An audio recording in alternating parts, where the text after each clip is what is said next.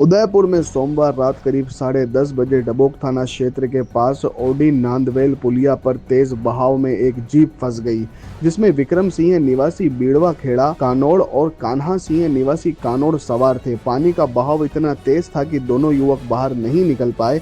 घटना की सूचना मिलते ही डबोक थानाधिकारी Hukum Singh, head constable Jagdev Singh, constable Bhupendra Singh और जितेंद्र सहित राजस्थान नागरिक सुरक्षा विभाग उदयपुर की टीम मौके पर पहुंची और संयुक्त अभियान चलाते हुए हाइड्रोलिक क्रेन की मदद से जीप सहित दोनों युवकों को सुरक्षित बाहर निकाला। गनीमत रही कि टीम समय पर पहुंच गई और बड़ा हादसा टल गया। बस सुनील बोले बस हो जाएगा, पहुंच जाएगा। अब नीचे करते डाउन करो।